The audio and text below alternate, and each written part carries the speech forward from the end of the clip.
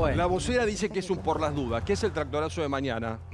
Mañana hay agrupaciones que no son la mesa de enlace. Sí. Empecemos a aclarar. Solamente hay un sector de una franja de la rural, referenciada en el expresidente Luis Echeverre, ministro también del gobierno de Mauricio Macri, que apoya estas movilizaciones que vienen del interior y de autoconvocados, etcétera, etcétera. Ni CRA, ni la Federación Agraria, con Inagro han... ¿Dónde llegan? ¿A Plaza de Mayo? Claro, Supuestamente. llegan a Plaza de Mayo, se juntan en distintos puntos. La columna más fuerte viene por Panamericana, General Paz, baja el Libertador y después termina llegando a la Plaza de Mayo. ¿Es necesario, Miguel, en estos momentos esto o es apresurado? No, yo creo que es lógico. Yo creo que es la consecuencia de lo que está pasando en el país. Me parece que el gobierno no alcanza a darse cuenta que tiene que poner en marcha un programa económico distinto y que con las medidas que toma desde la economía y con algunas actitudes políticas y los enfrentamientos propios dentro del gobierno en general, se genera un estado de incertidumbre que produce todo este tipo de cuestiones, ¿no? Ya responden todos los invitados, ya hablamos también de justicia porque lo tenemos nada más y nada menos que al doctor Gil Lavedra aquí en el piso, pero ¿ustedes nombraron a Echeverre? Sí. Responde Echeverre. A ver. 25% de las divisas que genera el país lo genera el campo.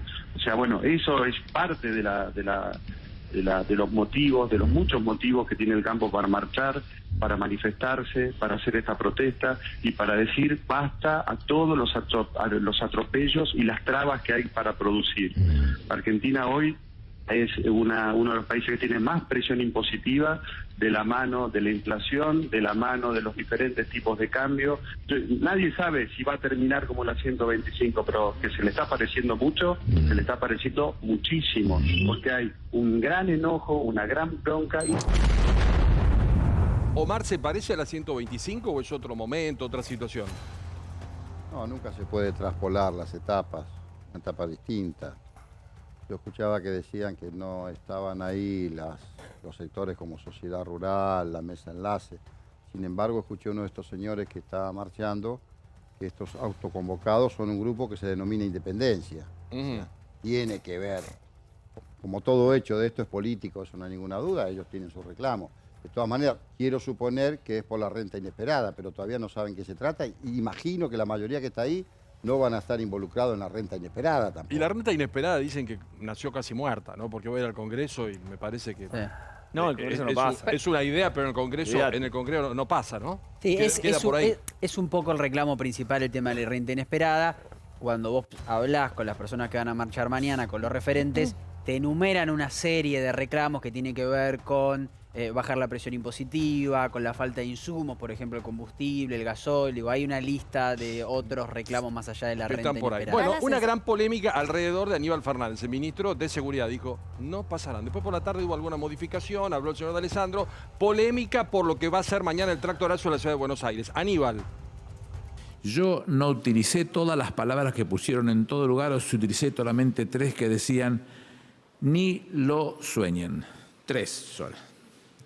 ¿Qué quería decir con ese tema? Que nosotros, que no tenemos jurisdicción sobre la ciudad de Buenos Aires desde que se llevó a la práctica lo que dice el artículo 129 de la Constitución y pasó las comisarías a la ciudad de Buenos Aires, nos ocupamos solamente de los espacios federales.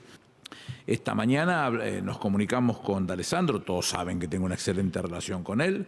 Él me anotició de que habían autorizado el ingreso de los tractores, con lo cual no tenemos nada que hacer nosotros entonces. Los tractores entonces van a entrar, porque es un tema de la ciudad. Claramente. Después algunos dicen, che, qué raro que no, porque la ciudad se queja de los acampes, pero no se queja de los tractores. Y empieza otra polémica y otro lío por ahí, ¿no? Y ahí va. No, si pueden marchar unos, pueden marchar otros. Hay que unificar entonces los criterios, porque si vamos a criticar de que algunas de las protestas son políticas y otras no, y resulta que algunas se ven con buenos ojos y otras no, hay una doble Pero vara ¿qué es lo acá, que molesta? evidentemente. ¿El tractor o la protesta, diputado? Hay muchas diferencias. Primero que no solamente el campo, nosotros estamos de acuerdo con la protesta del campo, no solamente marcha por la renta inesperada. El campo viene siendo asfixiado. Según la FADA, 66 pesos de cada 100 que produce el campo van al Estado.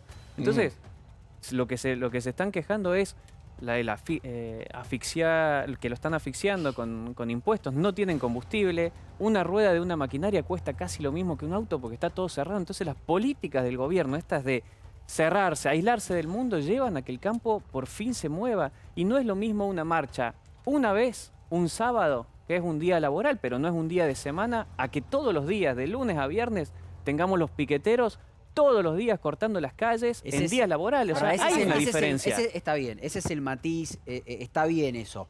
Pero como decimos que es un delito cortar la calle los días de semana, es un delito cortar la calle el fin de semana. Yo entiendo que le molesta a menos gente. Pero decimos, ¿es un delito cortar la calle el día de semana, la 9 de julio? Sí. ¿Es un delito cortar la Avenida de Mayo el sábado? También. Molesta a menos gente, pero está mal igual. De igual manera, lo que han dicho los productores y los que están organizando esto es que es un tractorazo, buen movimiento. Es decir, no hay un corte real de calle. Sigue y hasta donde han dicho van a dejar espacio para que la gente circule. O sea, hay diferencias.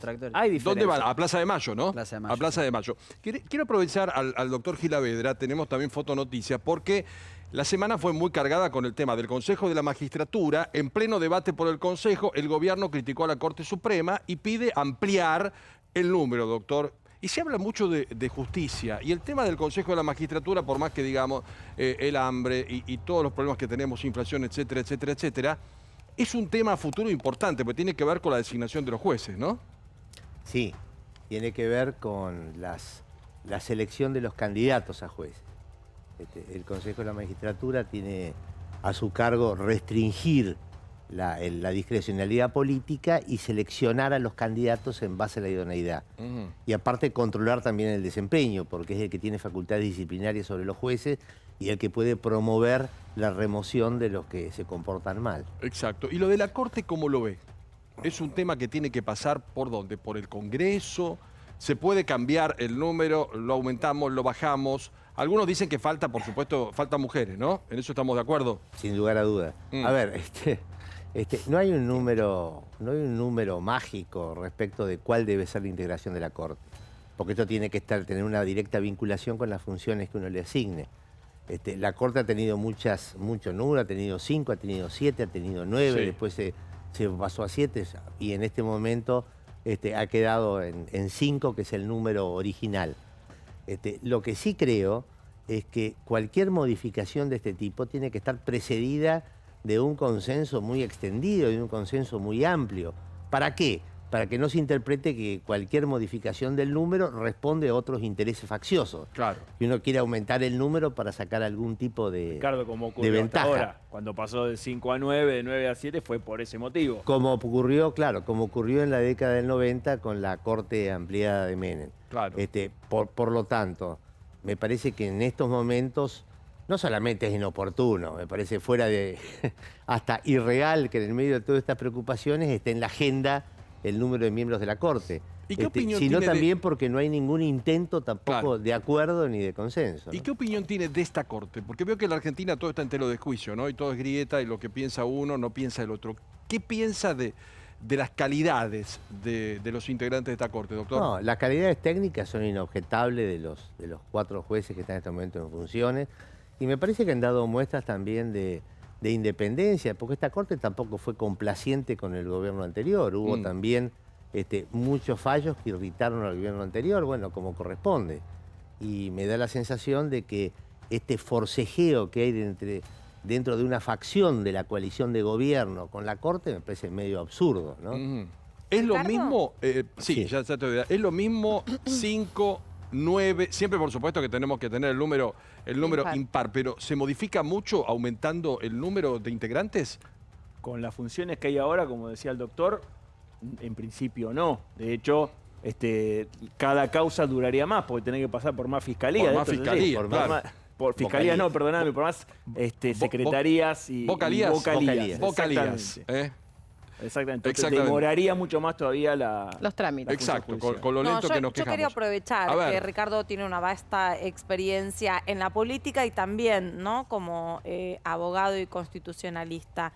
¿Cómo observa a lo largo de todos estos años y las modificaciones de la Corte Suprema en la relación que hay Corte Suprema y política? Porque la verdad es que parece que también se modifican siempre un poco al beneficio de la época, un poco también según con quién coquetea cada uno de los miembros, con qué partido y demás? A ver, hay que tener en cuenta una cosa. La Corte Suprema es la cabeza de uno de los poderes del Estado. Y en un sentido, lato también hace política, no política partidaria, pero también hace política porque cuando resuelve determinados casos de acuerdo a determinados valores, criterios o principios, esto también tiene impacto político. Y lo que yo creo es que hay que tratar de resguardar que la Corte pueda seguir manteniendo su independencia y su autonomía. Y en el caso concreto yo creo que la Corte es independiente. Y esto siempre está en una relación de tensión, obviamente, con el poder político, que pretende que la Corte no le controle las decisiones que toma. Y no moleste. Bueno, precisamente por eso la Corte no depende del control de las mayorías ni del voto popular. Tiene que respetar cuáles son los principios y los valores que tiene la Constitución, ¿no?